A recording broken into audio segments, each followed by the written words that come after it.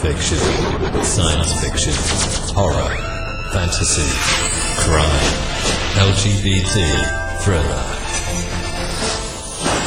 You have now entered the House of Mystery with your hosts, Eric Shapiro, David North Martino, John Copenhaver, and Al Warren. Heard on KCAA 106.5 FM Los Angeles, 102.3 FM Riverside, and 105.0 AM Palm Springs. Joining us will be Juan Martinez. He's the prosecutor in that trial, and he's written a new book, it's fairly new, called Conviction, and it's the untold story of putting Jodi Arias behind bars. Thanks very much for being on the show. Well, thank you. I appreciate the opportunity. So, quite a trial. What made you actually write the book? Well, there's been many things that have been said about that.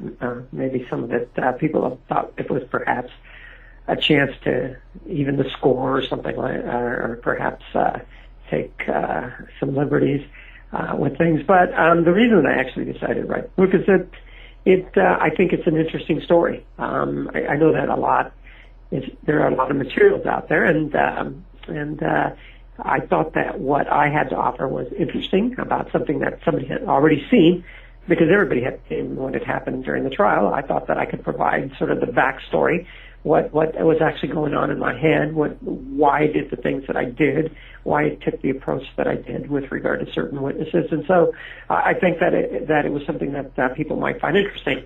Also, there was I guess a sort of a teaching function to it, because we are so inundated with shows on television and that sort of thing.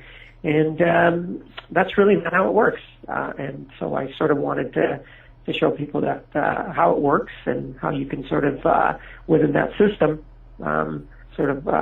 try to present a case the best way possible using what's available to you through the court procedures. So you yourself, did you learn something from writing the book? Yes, I learned how difficult it was. It's trite to say, but it is so incredibly difficult to write a book, and it took many hours, and there was a lot of choices in the words that went into it, and so I can't emphasize enough and how difficult and how much respect I have for authors. Yeah, it is. Now, when you were writing the book and stuff, did you ever look back and ask yourself if you could have done something differently in the trial itself? I would like to think that I would have said that, but I think that I'm experienced enough to know that if I would to have done that, there are so many decisions that are made on a daily basis in trials that it would have made me crazy. And so once I've made the decision, and I've done whatever it is that I've done, I move on, because the thought of going back and looking at all the things would not have been very productive, and I probably would still be mired in the past and probably be depressed, because all of us, we think we're doing the right thing, and we think we sound pretty smart at the time we're doing it, but sometimes, and looking back, we might not think we do the same things, but given all those circumstances and all the pressures that are going on, it's probably the right thing that you're doing at that point. So, no, I can't say that I go back and look at things. How's the reaction been for the book? Have you been finding pretty positive overall, or any sort of negative bites? I would like to say, well, it has been positive overall. I don't know of any negatives that are out there. I haven't read anything that says anything negative about the substance of the book. So I'm inclined to be an optimist and say, well, then most people really must have liked it and must have liked the story that I told. Obviously, if somebody doesn't write the book, they're not going to come up to you and say that was not a very good book.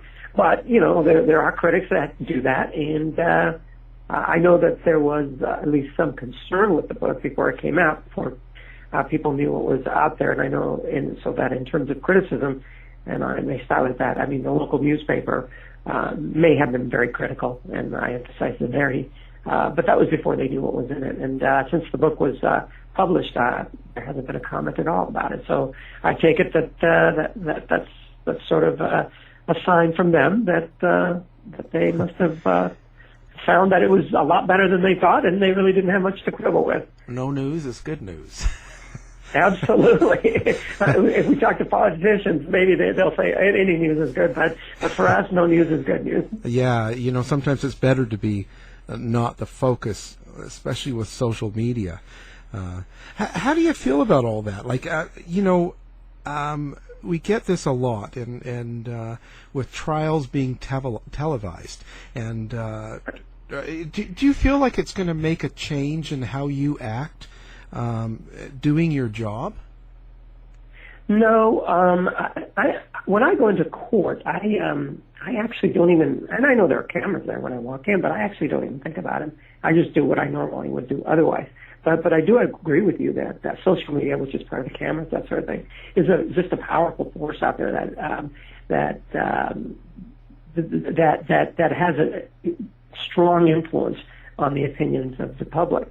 And I'm mindful of that, and so it's a situation where you just it's not that you have to watch yourself. It's a situation that you have to comport yourself with courtesy in all the situations out there. But that's not anything that you shouldn't do anyway. So if someone's being a miscreant and misbehaving, perhaps it's not something that they don't do otherwise. So I find that it's usually positive. There is some misinformation out there, like there is with any other media, but it is a powerful force, and it's one to be reckoned with. Well, I was thinking more, when you must have to avoid comedy shows and stuff, because I mean, you look at just that series with the O.J. Simpson trial, and you think about Marcia Clark and them showing nude shots of her, and Saturday Night Live making a skit of Judge Ito and things. If that happens to you, I would think that's going to affect you. Yeah, there are nudes of me out there. Because I don't know about them. That's the first you've heard. not to make light of it, but yes, absolutely. If that stuff were happening out there, I obviously would take it to heart, and it would affect. It would certainly affect the way I see things, and I can only imagine what she must have gone through, because I do remember at the time that those Polaroids, I think it was, well, it seems like it might have been like an ex-husband or something but I don't know exactly who it was, but yes, I can imagine that. And with Judge Ito, I mean, I don't know if it was something that was positive or negative. I do remember one of the programs had something called the Dancing Itos. Yeah, I thought that was particularly funny. So, I don't know if they were mean spirited or people who were just interested. So I would have taken it, and if they would have done that as people just being interested in what I do. So you think it should be televised? Then you're okay with it. I do believe that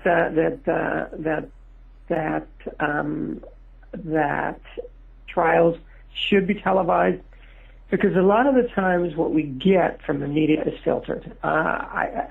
No matter what somebody tries to tell you, that they are as accurate as they possibly can be, there is always a slant, unless you actually see it for yourself and you can agree or disagree with what is being said about it. So I do believe that has a tendency to, if it's televised, to show people exactly what was going on. If there was a crime, they can make up their mind what would they think about the crime, and rather than having somebody else tell you. It's like watching the movie. I think I would prefer to watch the movie than to have somebody tell me what the movie was about. Yeah. So when you were first brought into the case, did you know it was going to be kind of what it became? Did you think of what did you think about that case when you first went to the scene? I knew. I guess use the word that. I knew it wasn't going to be a big, sort of national kind of media spectacle. I knew it wasn't, but and as time went by, it appeared that the attention to it waned, except that periodically Jodi Arias would go on, for example, one of the news magazines and then the interest would begin. And so she would do things that would cater to the media's interest. And some of it was very salacious, and so, of course, that also brought in more people into looking at it. But no, I didn't think it was going to be what it actually turned out to be. Even on the day of jury selection, or at the beginning, I really didn't think much was going to be made out of it, because people's memories have a tendency to lessen with time, and so I thought, well, it's just going to be one of those things that maybe the press will be here for opening statements, but after that, well, people will kind of just lose interest. But what was different about this case is that the case wore on. People became much more interested. I mean, it was right there during the cross-examination of her. The case was at a fever pitch, and I don't think I've ever seen anything like that. Perhaps probably because I haven't been paying attention, but it was something that I don't think that I ever anticipated, and it's not anything that I ever thought that it could be that interesting to people. Well, that must have been something when she was doing all the different televised, and you were getting prepped for the trial, and she's on 48 Hours, and she's singing and all. How did that make you feel? Like, what did you take in and take to the trial with that? Well, I was grateful she did that. I mean, unknowingly, she was helping me, because I during the trial, I used some of those statements, and also it gave me a view into her personality and how it was that she would handle questions when she was asked. I remember specifically one question that was asked by the interviewer in the 48 Hours about the camera and the images on the camera, and we all know that they included some nude portrayals of her and Travis involved in sex, and that she sort of smiled. And I remember thinking, my goodness, that looks like the Mona Lisa, the way she kind of smiled sort of seductively and turned it into a positive and said, well, adults can be involved in intimate moments that are supposed to be kept between the two of us. Or something like that. And I remember thinking, she's actually making it seem so very positive for her. And so I knew that from that point on, that if I was going to ask her a question, and there were, two alternatives, she would come up with a third, the one that would benefit her the most. Yeah, she's quite the storyteller. And the defense strategy, now that must have been kind of was that a surprise? Like, even they opened up with sex right in the opening statement, and they kind of continued through, and that seemed to be their regular message. Was that is that kind of a surprise? Did you expect something different? No, I kind of expected it, and I've got to say that sex is a funny thing. I mean, if it's there all the time, it has a callousing effect, so that it has a tendency to make it not quite so stark. So when she kept proclaiming that she was victimized sexually and then went into great detail about it, it got to the point where obviously you could only talk about it so much, and then you're not shocked anymore. Yeah. And then the pendulum begins to swing the other way, and you say, well, if it was so bad, why didn't you just leave? Why did you have to drive all the way from Wairika and take a couple of days to go see him just to have sex if it was so bad? And so I think that because of that, I think that, yes, initially it was shocking, but I think that in the long run, perhaps that worked to my advantage. Yeah, I would think, but the telephone calls and the, just the whole idea that they were trying to, I guess, victimize, I don't know if that's the right word, but Travis, they were trying to make him sound like a pedophile, and he was, masturbating to little boys and all this stuff. How was that to deal with?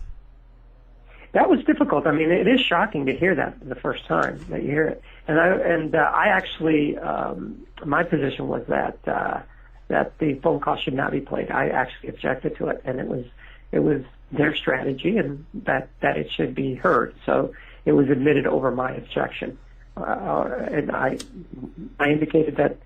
Well, my view was that perhaps there was no place for it, because it was talking about events that occurred before the killing, and it involved very private moments. I will say that was incredibly uncomfortable to hear, especially when we heard the supposed climax by Miss Arias. I mean, that was just uncomfortable. because it was so loud and it just seemed so out of place to be played in a murder case. So again, I don't know exactly.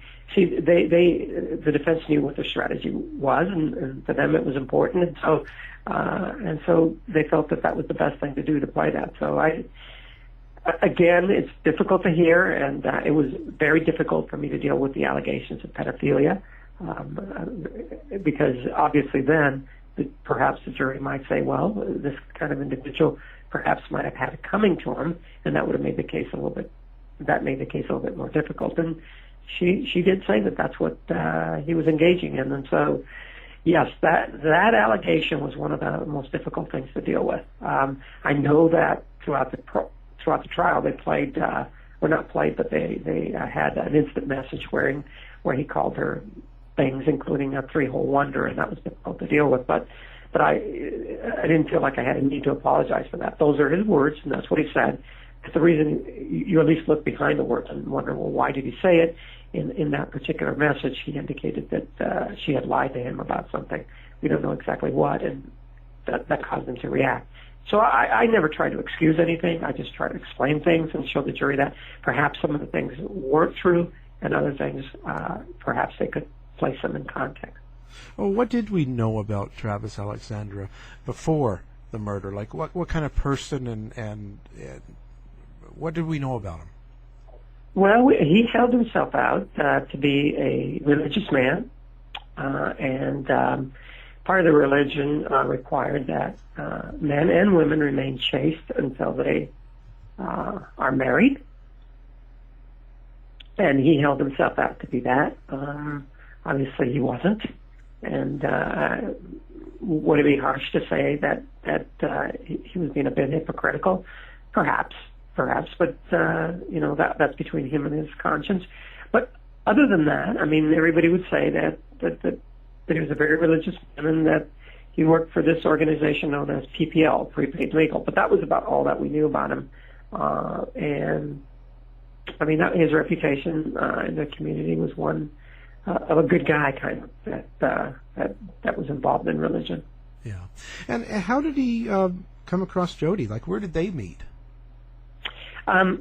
He actually was working or as a subcontractor working with PPL, the Prepaid Legal, and they had a convention in, of all places, Las Vegas, in September of 2006, and she happened to be attending it, and the way she tells the story, it was like Prince Charming, and the crowds parted as he walked up to her and strode up to her and extended his hand and say hi, and introduced himself and said, "Hi, I'm Travis Alexander." And she portrayed it somewhat actually kind of like a Cinderella kind of thing, where it was more than just a meeting. Well, yeah, you have to wonder how much is fantasy, in it appeared that a lot of it was fantasy, yeah. and like with all fantasies, I mean, I understand that if she thinks it's a fantasy, it's difficult for any individual to meet that fantasy that's being created by another person. And so he didn't, I mean, that's one of the things that was probably problematic with the relationships to start out with. He was never going to meet that standard that you had for him of being this sort of Prince Charming kind of guy. Those people don't exist. We're all human. We all have our negative sort of things that we do, because that is just being human. And maybe he didn't come across the way she really wanted him in every single aspect of their life. Well, and he sort of didn't want to, I don't want to say she wasn't good enough to be married, but he was looking for someone that had a different image. Actually, he just, it wasn't that he was, I don't see it as him looking for somebody with a different image. It just came across as him seeing that they were constantly arguing, and he constantly was not able to meet her expectations. I know that one of the things that came out was that in items that were disclosed was that she was very critical of everybody. Everybody had to meet Jodi Arias' standard. And I suspect that as that goes on, that would be great. I know that the word that is used it almost has biblical proportions when you use it, but or connotations when you use it, is that nagging. And so it appears that she was somewhat of a nag, because she was always critical of people. Even her ex-boyfriend, Matthew McCarthy, said that she was always critical of him. That seemed to be what she was. And so if she was that critical with him, do this, do that, don't do that, that gets tiresome. And it's not so much that she wasn't meeting the image. It was just somebody that you just don't want to spend time with. I can't imagine many men or women wanting to be with somebody that constantly complains about their conduct. Right. Yeah. It becomes a bit much. When did she first become a suspect? We being the police, did not have any suspects to start with, but from that next day, from the morning of the next day, her name kept coming up as somebody that the police needed to look at. And one of the more interesting aspects of the case is while the police are out at the scene, she's calling them to try to get information. They thought, well, it's just an old girlfriend, ex-girlfriend. Sure, we'll talk to her. We're not going to get anything out of it. But as the case started to build, there were no other suspects. It just seemed like she was the only one that had an axe to grind with him or had a problem with him, that they began to focus on her. And then when they looked at when they were able to obtain the photographs from the camera, that's when she became a suspect, because they could see that she was the one that actually had killed him. So it sort of progressed, and within about a month, they knew that she was the person who had actually killed him. Yeah. But what do you think the most important pieces of evidence were? The camera. The camera was the most important piece, because that was time-stamped. So it showed that sometime around 1:30 in the afternoon on the day that she killed him, that June 4th, that they were engaged in some intimate moments. And after that, he was taking a shower sometime around 5:30 in the afternoon.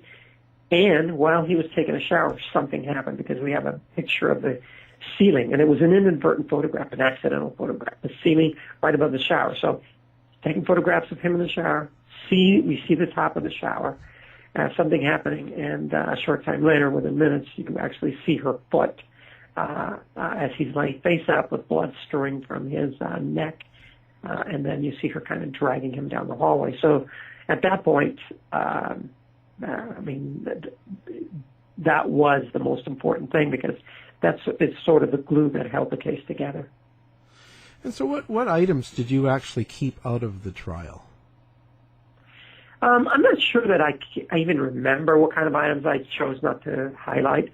There's such a mountain of evidence that for me, when I say that I chose to keep things out, it's because of the boredom factor mostly. You have all these people that are members of society and jury, and I am reluctant to waste their time by bringing in everything that's associated with the case.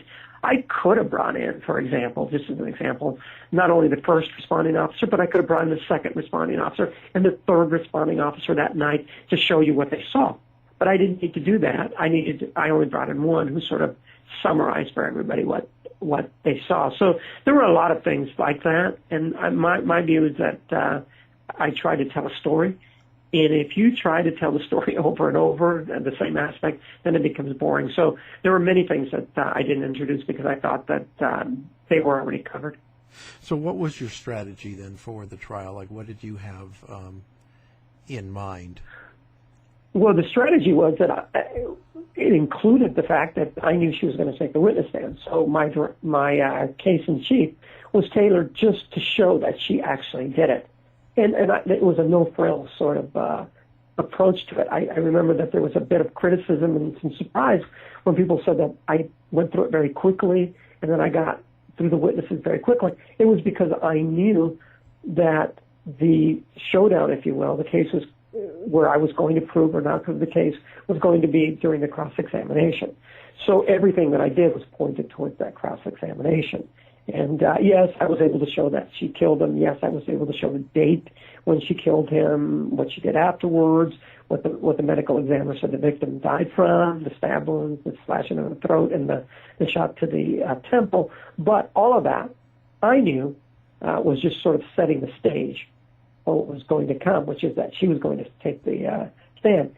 she had to, because she was claiming that he had attacked her, and that really her defense was that, there are some people, because they are pedophiles, because they are verbally and physically abusive, because of that, perhaps they should believe her and acquit her because it was self-defense, or at the most, or at the least, they should give her a lesser-included offense of manslaughter. So that's sort of how the presentation of the case went.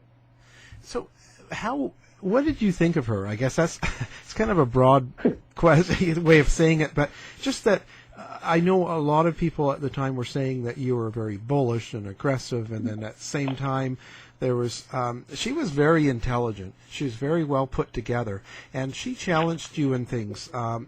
She was very quick on her feet. When you would say, "Oh, how could you forget? You just said it," and she was like, "Well, it's your tone, and you're like Travis. You're an abuser. She was very quick to come up with things like that. And what was your assessment of her? I think you hit the nail on the head. She's intelligent, very smart, and I was fortunate that I did not underestimate her.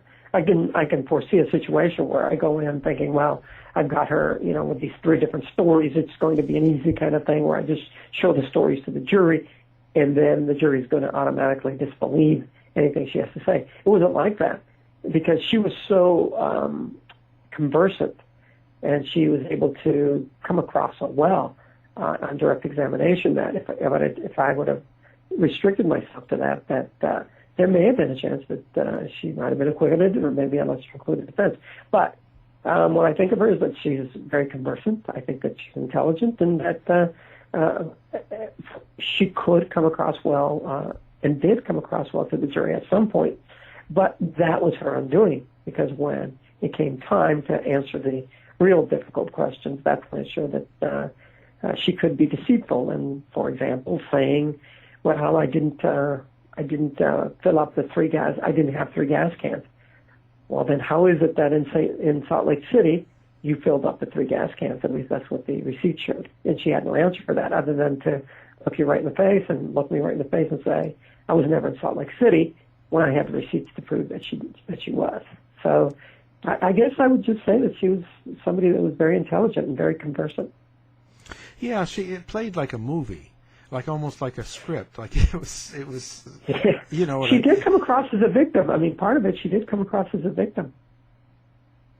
And that was probably that was a big challenge, right? Right. Oh, yeah. Do you think that's why she didn't get the death penalty? I don't even know why she didn't get the death penalty. That would require me to know what went on in the deliberations, and I don't really concern myself with that. I mean, they had the reasons, and I accept it, and I moved on. It's like everything else. I mean, the jury looked at all of the mitigating circumstances and decided that they could not reach a decision. I know that the majority of them, at least in the last trial, 11-1, thought that death penalty was appropriate. As to what went on back there, I'm really not sure, and so I really probably can't even comment. Yeah, it's tough. It's tough to go back on that. What now? Your strategy for premeditation. What were the main points? One of the things that I tried to show to the jury was that premeditation does not necessarily have to include planning, even though this case had a lot of planning. The premeditation could be a thought to kill somebody, and it doesn't have to be preceded by an inordinately long time. It just has to be time enough to allow the person to think about it. And because in this case she used 2 implements of death, she brought a backup, if you will, the gun. That showed that she was thinking of killing them. And the implements themselves showed that she wanted him dead, because that's what a gun is designed for. It's designed they use it in wars to kill the other people. And that's what it's used for. And that's what she brought. Additionally, a knife, if you stick it in somebody, people know that that's going to cause them severe damage and could also kill the individual. So the fact that she used 2 items was part of the premeditation. Additionally, the fact that she inflicted 3 mortal wounds, the one to the chest, which disabled him, then slashing his throat, and then finally putting the bullet in his head, that also showed that she wanted to kill him, and that took time, approximately 2 minutes. So that's enough premeditation. But on top of that, if you wrap that around with what she did before, for example, staging the burglary so she could get the gun, driving all that time, doing renting a car that was white rather than red so the police wouldn't pick her out or wouldn't stop her on the road, taking the license plates off the car so that when she parked it, she wouldn't be recognized, changing her hair color on the way so that perhaps she also wouldn't be recognized. All of those things go to the planning stages of it, which are incorporated in the premeditation. And so it was a strong case for a premeditated first-degree murder, I thought, the way I presented it. Now, have you heard anything from her since the book came out?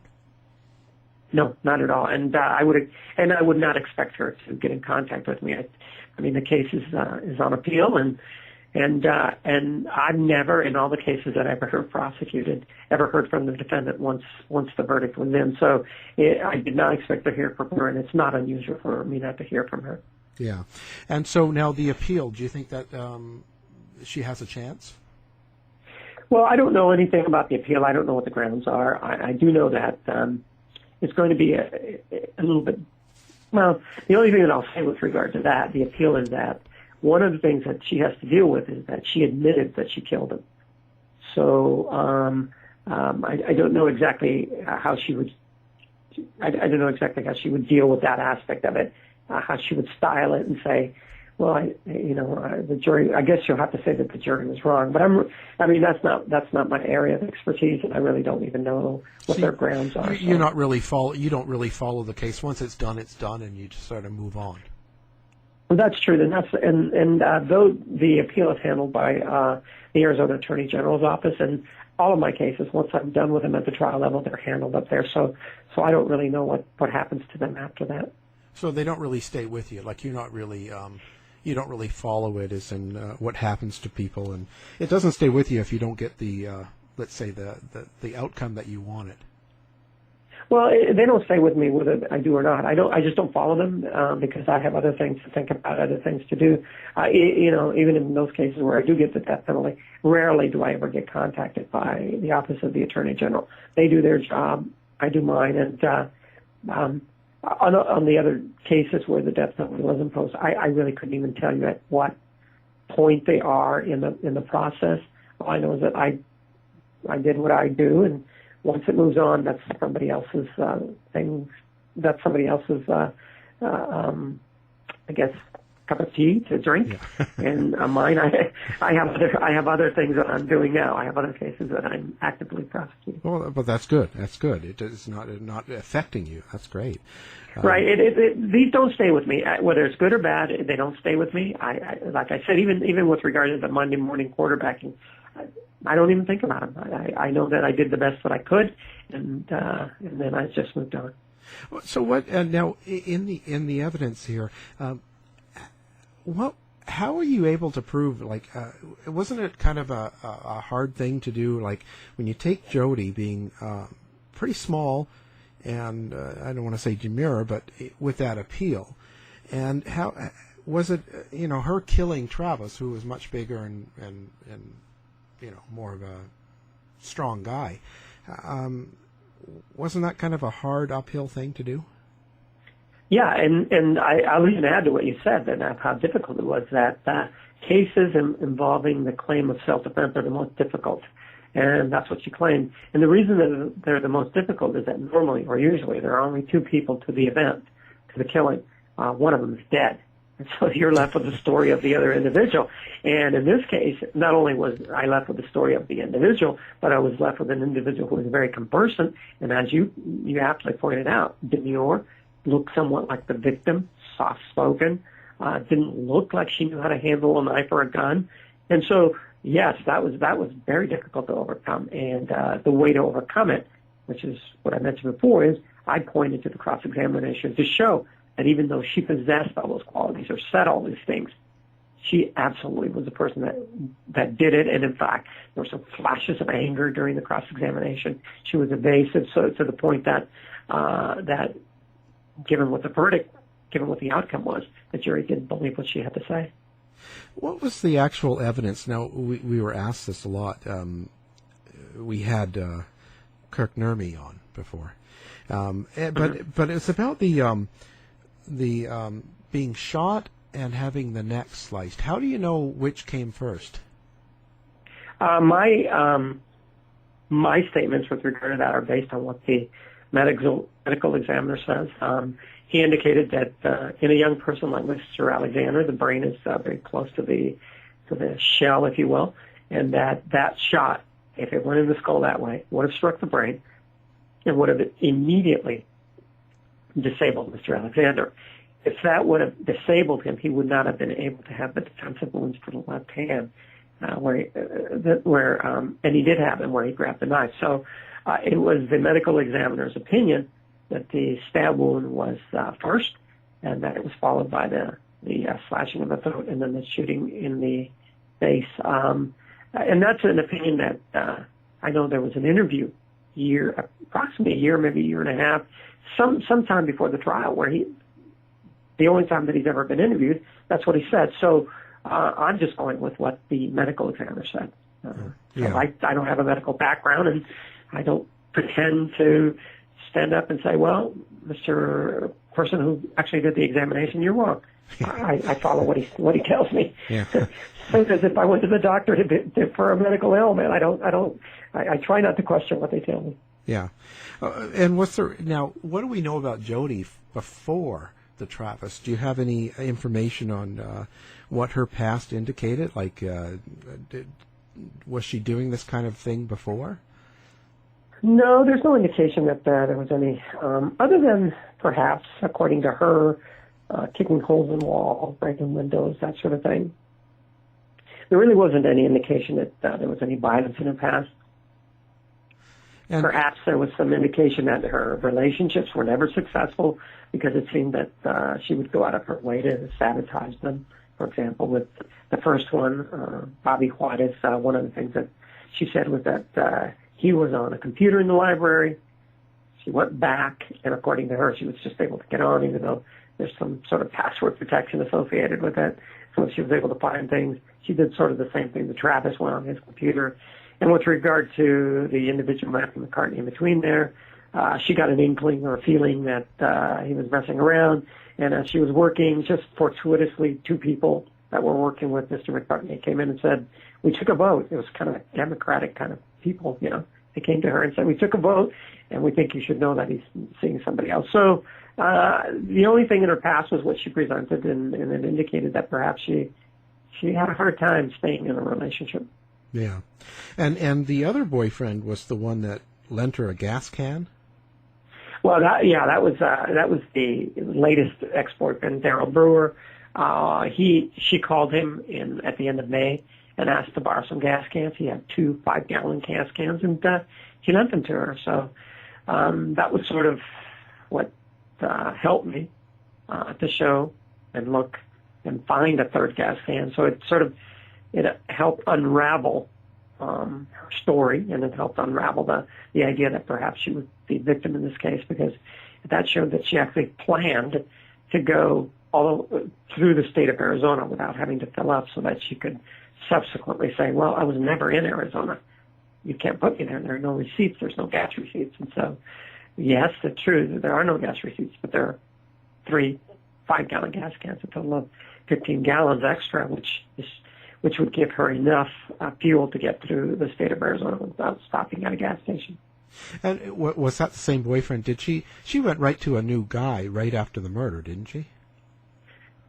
Well, after she killed Mr. Alexander, one of the things that she did is she drove to Salt Lake City, and she met up with a young man that she'd never met before. And according to him, they were grinding. I don't know exactly what that means, but I'm not going to guess. And I know it has sexual connotations.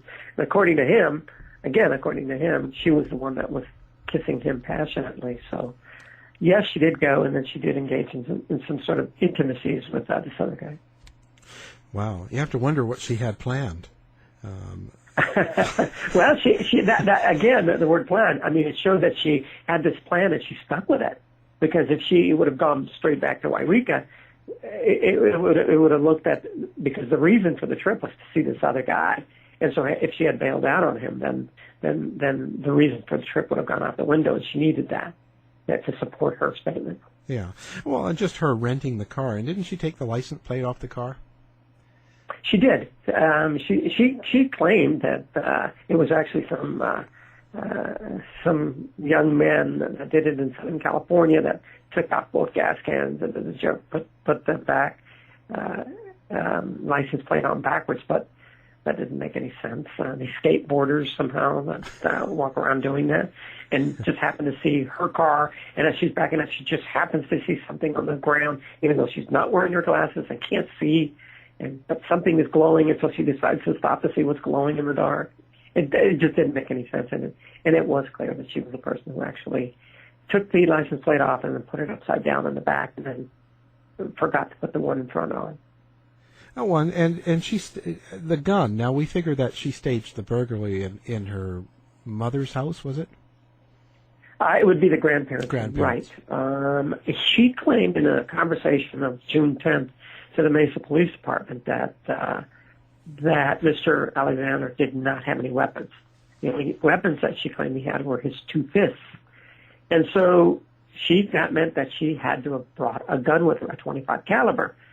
And by coincidence, a week or so before this killing, there was a burglary at a place where she was living, her grandparents' home, where only a single item was taken from every room.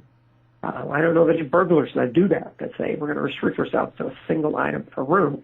But there was only a single item taken from every room, and in one of the rooms, I'm going to call it the gun room, there was one item missing, a .25 caliber handgun, and a .25 caliber casing was found at the scene. So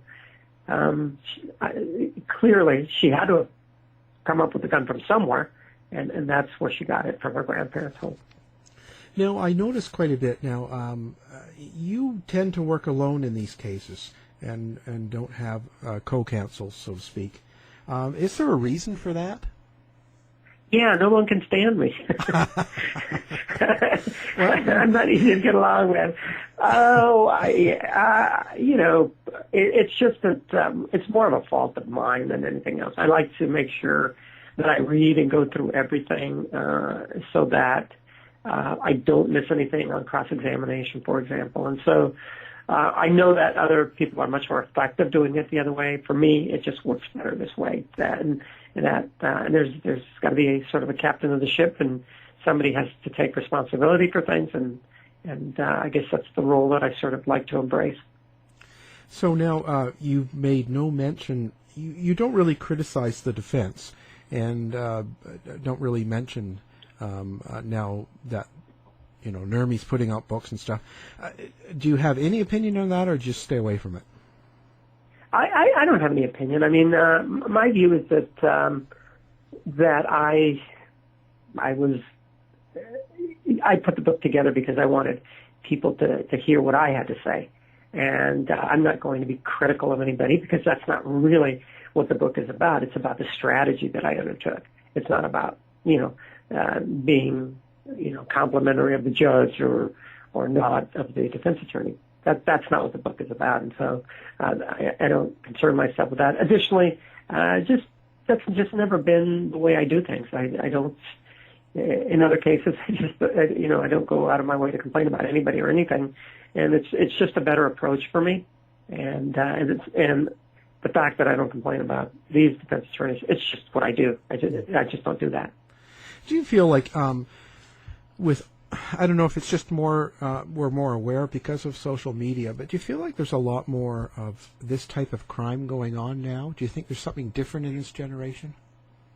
I've thought about that, and I have a tendency to believe, and I have no statistical studies to back this up, but it just seems to me that if something horrific happens, it seems that it explodes out there, and it gets out there.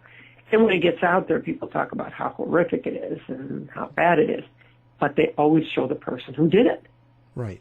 And it seems like it's an achievement in a sort of negative way. It appears to be an achievement. And I think that that's misinterpreted by the people, by the young people perhaps, because I see that a lot more now, or the people that are out there. And so getting your 15 minutes of fame is turning away from accomplishments into something that's negative, things like that. And so because of social media, they achieve their 15 minutes of fame, but it's for a negative reason. Additionally, when you do achieve something of note, it just seems that it's almost not worth it because somebody is always there to criticize. Those that can do, and those that can't go out of the way to criticize.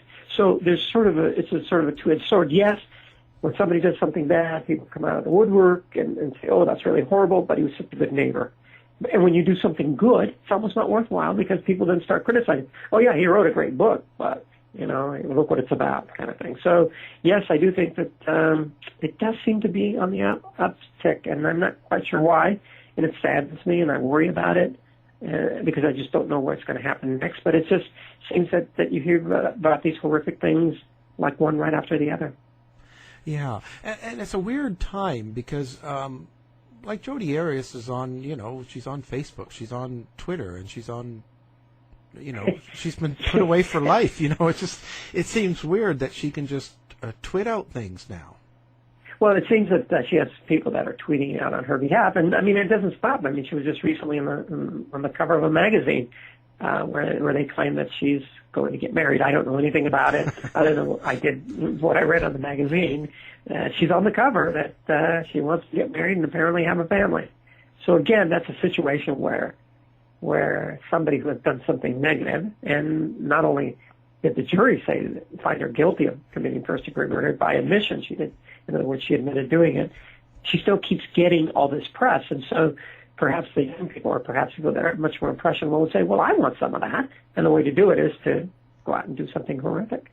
Yeah, you'll get a lot more following. Yeah, it does seem that way, doesn't it? I can get 1 million followers if I go out and butcher someone. It seems kind of bizarre. But that's probably my age speaking. Right. When was the last time that there were a lot of accolades for somebody who achieved something great? You just don't hear that. What you always hear is the negative stuff. Yeah. And so it seems like achievement for its own, achieving something isn't something that is going to be valued in the society. And perhaps that's something that should be, I don't know. When somebody achieves something, I think it's something that people should be complimented for. It's true. We're showing on our our headline feature of news was, Kim Kardashian posing with her butt on a magazine, and is there too much oil? At the same time, we're landing on a moving comet, but. Right, isn't that incredible? That what gets it's incredible that what actually garners the headlines. Yeah, and I always shake my head when I see that. It's just. Do you think the justice system is? I hear so many people complaining about the justice system, and some people saying it's a legal system. It's not about justice, and it's about politics and money, and whoever if you have enough money, you'll get off on things that you don't. Like, you hear all this stuff. What do you feel about the American justice system? I think it's the best system that has ever been invented, and it sounds like I'm getting on a soapbox on this, but I know that we have people, for example, from Japan, also from Mexico, who come to be educated on our system. I don't believe that if you have a lot of money that you're going to get off or anything like that. I don't see it work that way. I've never seen it work that way. Obviously, no system is perfect, and that's something that we all acknowledge, but by and large, the idea that you get 12 people that are unbiased, that don't know anything about the case, and they're presented the evidence, and they make a decision, and that's to me, that seems to be a thing of beauty, and it's a thing of symmetry to it. You present it, they do what they're going to do, and then you can walk away with a clear conscience. And so I don't see any undue influence on the jurors, for example. The media is kept from them. Both sides have an equal right to make a presentation. So I think that's something to be to aspire to, actually. So I don't agree with those people. Yeah. Well, do you feel there's a certain amount of pressure on prosecutors to do, to have a certain percentage of convictions, to do a certain amount? Is there kind of a stat on your job? No, not at all. There is no pressure that way. I think the pressure comes from, and again, it sounds like I'm being trite, but to do justice. What is justice in this case? Should I offer a plea? Should I not? Should this case be charged? Should it not? There is no pressure to have, if you will, notches on your belt.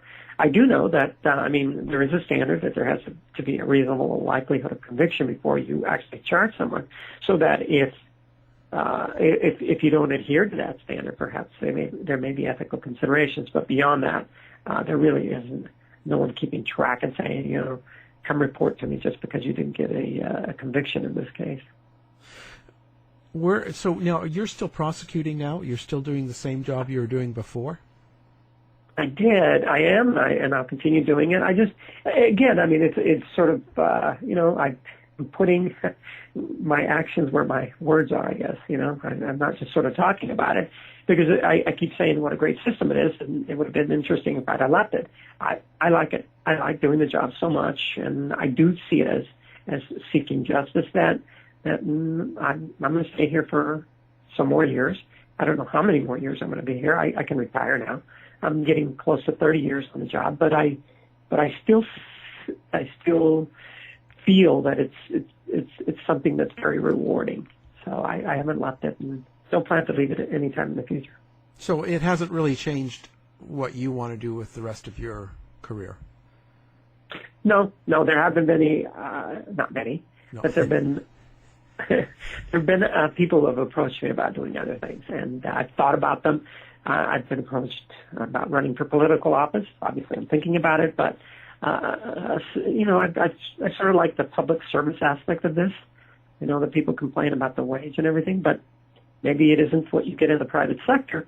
But the satisfaction, I think, is unequaled, knowing that at the end of the day, you did the best that you could, and because of what you did, just a small, incredibly small amount of segment of society is a little safer because of what you did. Oh, be careful with the politics. It's been pretty wild. I'll tell you, it's been pretty wild lately, so I don't know. It has, and it continues to get more so, especially in the presidential race. Oh, that's crazy. I don't know what, I can't even comprehend it. It's just, I think it's something we'll look back at. I think it's in a changing process. Right, and again, maybe you and I can ascribe that to social media, because social media has a lot to do with what's going on. I think every little comment is tweeted out, and then there's a response in tweeting, and you don't have to pay for that. That's the thing. See, that's free. Yeah. Whereas before, if you wanted to criticize the other guy, maybe the paper would pick it up, maybe they wouldn't, but you probably would end up having to pay. Plus, it was kept quiet. Like now, you've right. got Donald Trump and Hillary Clinton tweeting back and forth, all the time. Yeah. It's crazy. Exactly. It's real time. Right. And they tweet about things that are of a personal nature. Yeah. I really don't care about the size of somebody's hands. Yeah. I really don't. I want to know about about what they're going to do if we're confronted with a real issue like war. Yeah, it's crazy. That's why I don't know if I would touch politics, because when you jump into that, it's going to be that. So you're kind of, I think they broke the door down. Now it's going to just keep going. It's not going to stop. Oh yeah, I agree with you. It's just, is this election a harbinger of things to come? I think so. Maybe. Yeah, I think so. Yeah, because it is free. It is free. Yeah, it doesn't go back; it goes forward. And when whatever, Donald Trump is kind of, I think he's the first of many, and even Bernie Sanders in this sort of way. So I think it's just going to keep going. Right. It's not going to close down. It's going to keep opening. So, but and a lot of what we see from the social media is a lot of it is the not necessarily, and again, I don't have the statistics to back it up, but it seems like the minority view has a tendency to be very vociferous, and they're able to get their message out so quickly and in such huge reaching such huge audiences that it seems like in the United States there's double the number of people living here than there really are, given the way that social media presents the issue. Yeah, a lot more voices going out there. So, Right. Oh, did you ever watch that movie? I was going to ask that about the Travis and Jodi thing. That I think it was on Lifetime or W or something. Did you ever watch that? The politically correct thing to say to that, and mentioned about that, would be say, no, I was busy, reading, I don't know, Thoreau or something. Of course I watched it. Yeah. I wanted to see. Obviously, I'm curious, like everybody else, to see how it was treated, how the subject was treated. So, do you think it was? Do you think it was? I don't want to say you don't have to give an opinion, but I was saying, do you think that they let enough of the true facts get into the story, or was it kind of a little bit too dramatized? I think it's like everything else, that they want to make it interesting, and I think that they made it, they made it in such a way that, and by that time the case wasn't over yet, so I can understand kind of why what they did. They did. They did dramatize it a little bit, but I think it was, mostly for the sake of ratings. So no, it wasn't totally accurate, especially with the guy that played me. I mean, he just wasn't tall enough. Yeah. Well, that's important. You should have had a choice. No, I was not contacted about it, but I did watch it. Yeah. Oh, that's cool. Well, I'll tell you, it's been a great hour, and thanks very much for taking the time. I'm sure you're busy, and talking today about the book. Well, thank you so much. I appreciate talking to you about it. Have a great day. The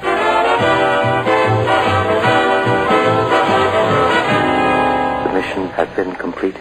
The end. By George, he's got it. It is the end. I'll see you. This has been a production of the Z-Talk Radio Network. If you're lying to me, I'll be back.